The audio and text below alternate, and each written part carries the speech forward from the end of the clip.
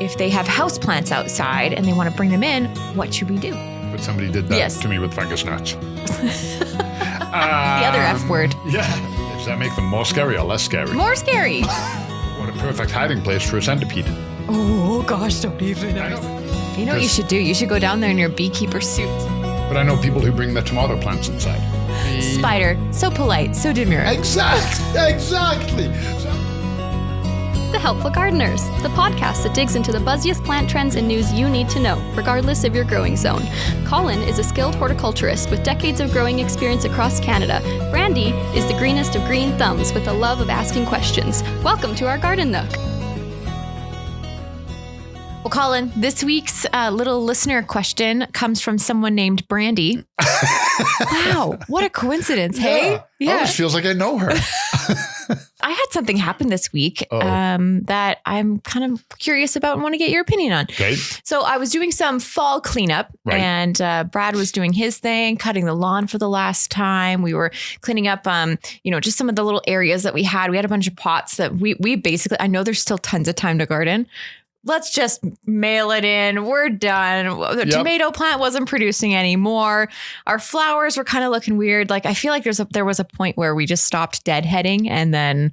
Absolutely. It happens. So everything was just kind of looking a little blah. I kind of got to the point where everything was put away. And then I noticed I still had a couple of plants that looked really healthy. Boston ferns. Nice. Tried something new in the garden this year and absolutely loved it. You had them hanging, didn't you? No. So I have this outdoor deck and I literally just stuck them on either side of this bench and they're great because they're big and wide, take up a lot of space. They don't need a lot of sunlight and they never got any like bugs or disease that I know of, maybe a little bit of the mosquitoes because we had that wet time. But I mean, they were covered. And so I'm like, wow, they're looking really great. It would be a shame because they obviously can't stay outside over the winter time. It would be a shame for them to go to waste. I'm like, what can I do with this? And I remember, a long time ago on the podcast, we were talking about, bringing things in from outside and there's things that you need to be aware of. But then I got lazy and didn't want to find the episode. So I thought, well, I'll just bring this up during our listener question period. So if me and maybe other people want to know if they have houseplants outside and they want to bring them in, what should we do? You run the risk of bringing in a problem. Mm-hmm. Okay. You've been outside and I want to touch because I totally get it, by the way. Like life gets busy in June and you forget to deadhead your pots because that happened to us. And you run out, you deadhead it, you fertilize it. It's right back up and running. At this time of the year, you miss and it's just looking worse and worse. And you're like, nah. Just looks like E.T. at the end of the movie. Like it's just done. I see Brandi riding down the street, little basket. But yeah, like a Boston fern, you don't see any bugs on it, but it's a perfect hiding place for them. Yeah. Okay. It is thick. It is full. Now, you were just talking there in a previous episode about you didn't want to ride in a tree because you didn't like the bugs. Yeah. So you really have to be careful of that. And you've got a couple of choices. Yeah. And you can bring it in, you can put it on your mantle, and then you find out the hard way that it is covered in spider mite. Or let's be positive here. You find out that there's nothing wrong with it. It looks amazing on your mantle and you're very happy. The other choice is you quarantine it. So you bring it in, especially the benefit here with the Boston fern you already touched on, doesn't need a lot of light. Right. So as long as you have some light in a room, no other plants in that room, you quarantine it. Okay. Right. And then you keep an eye on it and you see if there's any bugs. You're like, oh, there's problems happening here. And then you can deal with it.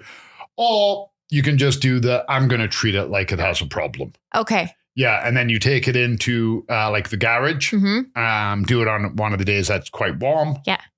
Close the door and then just spray the hell out of it with your insecticidal soap and all whatever it is your choice is. Okay. And just be like, I'm going to assume there's something bad in there and just blanket it. Yeah, because that's sort of the gamble that you take. Hey, like if say I have a bunch of plants and some Christmas cactus, I've got a palm, I've got diverse amount of houseplants inside.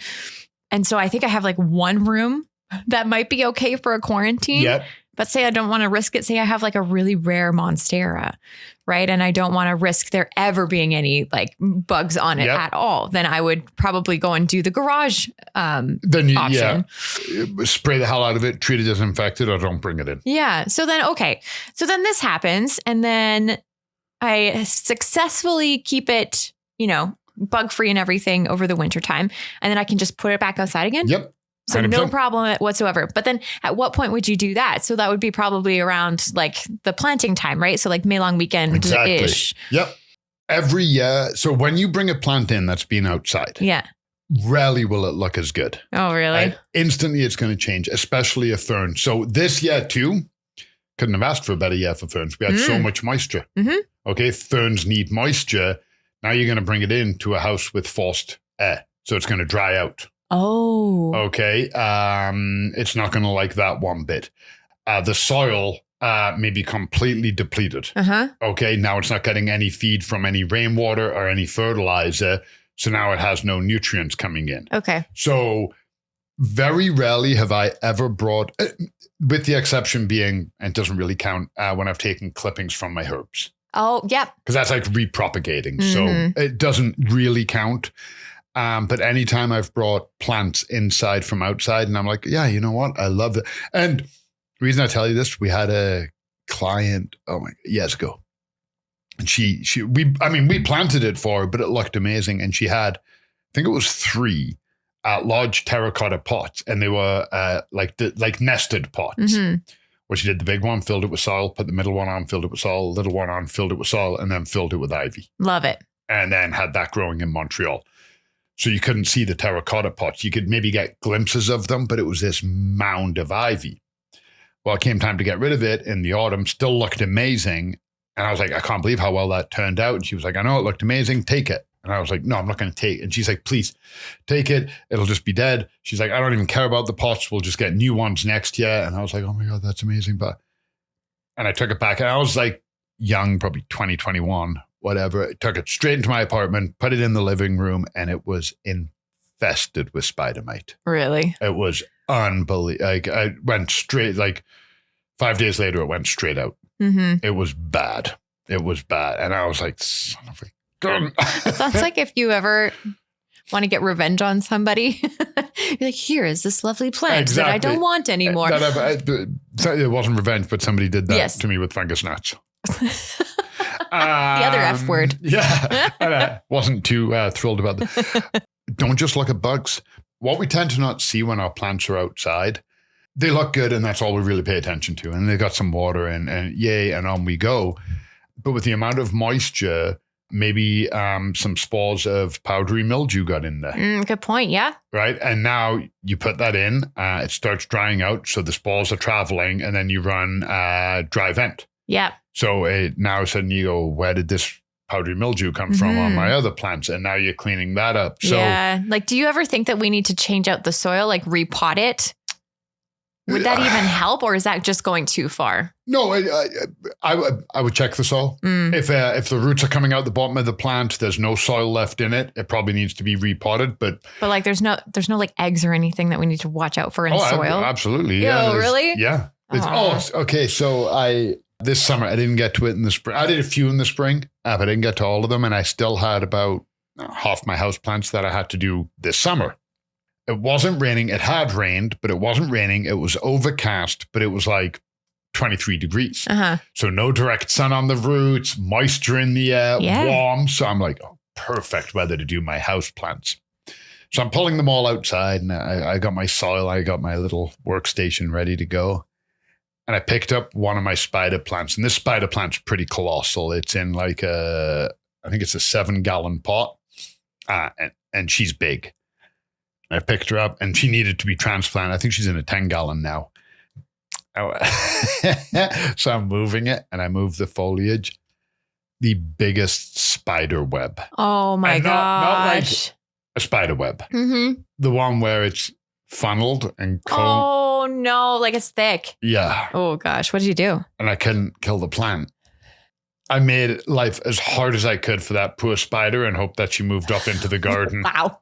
I took like bamboo and I smashed the web, and then I shook the plant. And then every time I did the plant last, every time I walked by, I kicked it and shook it and laid it on its side. That plant was probably like, I don't even want to be here. But apparently a new study shows that your house spiders know your schedule. What? Yep. Yeah, you can Google it. Sorry, I should have sent this as a link because I didn't know we were going to end up talking about this. House spiders, like Jimmy knows my schedule. Okay, yeah. So I wake up. Okay, yeah. I wake up in the morning. Jimmy wakes up and he comes downstairs and eats, and then he knows I'm getting ready for work, so he goes and lies down. And then as I walk through the kitchen to leave, he goes back upstairs. Okay. And we have a system, and it works great. Well, your house spiders know the same thing, so they know the times you're going to be active. That's why you rarely see them. Wow. That's why you're like, well, where is this webbing coming from? Where is this coming from? Because they know when you're coming, so they scooch. So wild. Yeah. So does that? I didn't know they were that smart. Yeah. Does that make them more scary or less scary? More scary. Diabolical. They're like Dexter. Like, oh, they're coming. Like, what else are they going to do? Well, it kind of makes it less scary, no? No. That means they're thinking. Yeah. We don't want them to think. But it's like, but they're being nice. They're like, hey, I know that they're probably scared of me. So, they're like, I'm going to hide over here. You go get your coffee. Spider, so polite, so demure. Exactly. So I'm kind of like, I'm still, don't get me wrong, I'm still terrified. I'm not going to like go find all my house, but I do that job I hate it. I hate cleaning the basement. Hate cleaning the basement. I always feel like there's stuff on me. And then when I'm done, I'm like, I know I've disrupted them, and are they going to come crawling out of and my brain goes, but I never see them. You know what you should do? You should go down there in your beekeeper suit. Did I tell you? Okay, we'll do an episode on this. I got pictures to prove it. Did I tell you how to wear my beekeeper suit this year to tackle the wasp's nest? Oh, yeah. I remember that. Yeah. But, okay, back to the task at hand. Yes, bringing houseplants inside the house. So I think your safest bet, because a lot of people don't have room for quarantine. I don't in this house. The house I had when I had the fungus gnats, I did. I had that luxury. There's one room I could quarantine, but it has no lights. Yeah. So unless you've got like grow tents or a specific room where you've got the right lighting, quarantine is hard. Yeah, like if you're in a 1-bedroom apartment, geez, what do you do? Exactly. Right? You're like, well, I don't have enough light in this room. This room faces north. Yeah. What am I going to do? Yeah. I think your best bet is to treat it like it's going to have a problem and treat it accordingly. So go, well, I'm positive a Boston fern. I would put money on it that a Boston fern has bugs. Yeah. Okay. Like just so many nooks and crannies. Yeah. Yep. A lot of leaves. Yep. Yeah. Perfect. Even if, put it this way, the bug might not be eating your plant. Yeah. Okay. But what a perfect hiding place for a centipede. Oh gosh, don't even. My skin just crawled. It's dark. It's moist. Yeah. Nothing can get to the centipede, and the centipede can crawl out and get into the garden. Oh yeah. So I'm loving this conversation. So happy I asked this question. So, Brandi's like, "Hey, Brad. So I talked to Colin today. He said get new Boston ferns." His takeaway was get new Boston ferns. That's the only solution. Yeah. No, but what are some plants that you probably wouldn't bring in? Like say for even like different reasons, maybe not bugs, maybe like there's no chance it will flower again or. I mean, you can push everything. I probably wouldn't bring in cosmos, but I know people who bring their tomato plants inside. Oh. Yeah. Grow tent? Grow tent or full southern window. Oh, interesting. Kind of thing. But their tomato is still fully laden. They don't want to give it up, so they bring the whole pot inside. Oh, okay. Yeah. So herbs you can cut back, but maybe you go out and you have a New Guinea impatient. That's a good example because New Guinea impatient grows as a perennial in New Guinea. Mm-hmm. You put it outside, it's doing amazing. You have exactly one in a pot by itself. It looks incredible. Bring it in July. Because the problem is that the moment the light starts getting less, they start fading. They're kind of like, all right, we're done. We're going dormant. and they're probably not coming back. Yeah. Then you're trying to replicate the conditions in your house of New Guinea to keep this thing alive and healthy. A good rule of thumb is if you do not see an annual flower available in the houseplant department year round, it's probably not worth growing. Oh, good. That's a very good perspective. Yeah. Because it's so funny. I mean, us working at the garden center, we know the difference between a houseplant and an annual plant because we see the distinct departments, right? Yep. So you don't see cyclamens in annuals and you don't see geraniums in houseplants. And yet, for some reason this year, we had Boston fern in both. Yep. Right? Yeah. I think it was just because it was like a trend or something. I know, I know somebody personally a number of years ago. I think they did it 2 or 3 years running and it looked really sharp. Yeah. They did all of their annuals with 4-inch tropical plants. See, that's so cool. Like even the city of Calgary this year put alocasia in their planters. Really? Yeah, down at Corey Park. Not Corey Park. No, Corey Park's in Sioux. I know that name. You know Carburn. Oh, yeah. Yeah, okay. so at Carburn Park, all of the planters had like these beautiful purple alocasias in it. And it was gorgeous. And it was kind of sad to walk by and be like, you're going to die soon. Yeah, but do you know how sharp it looks when you see somebody and they've got like...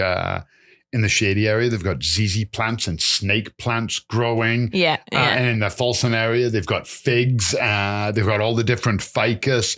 They've got cyclamens. They did pots with African violets. Yeah. Because it looked unique. Mm-hmm. Yeah. Never seen that replicated before.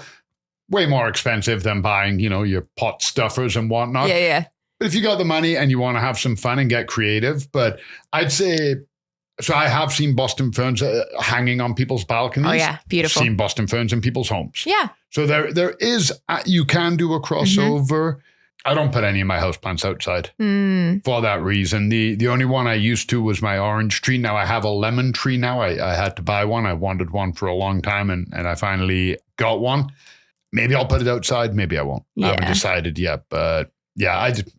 treat it like it has bugs and do it accordingly. I love that. Okay. Well, thank you for answering my question. You're welcome. If you have any questions, we'd love to answer it on the podcast. So you can do so. There's a whole thing that'll follow the episode, but essentially go to goldenacre.ca/podcast and send us in a voice note. You can also reach out on Instagram and just send us a DM. Of course, gardening season's kind of winding down, but we're heading into houseplant season. Exactly. So, yeah. Christmas season that... Turns out I still have a poinsettia this damn big. Yes. Oh, yeah. I gotta tell you something funny too, but I'll save it for another episode. Okay. Cliffhanger. Till next time. This podcast is brought to you by Golden Acre Home and Garden. Find seasonal inspiration for your home and garden in Calgary, Alberta year-round. Visit goldenacre.ca. The comments and opinions expressed by the Helpful Gardeners on this show are our own and do not necessarily reflect the views of Golden Acre Home and Garden. For more information on everything we covered today and to leave us a voice note, visit goldenacre.ca/podcast. The Helpful Gardeners are on Instagram at The Helpful Gardeners Pod. Keep on growing, gardeners!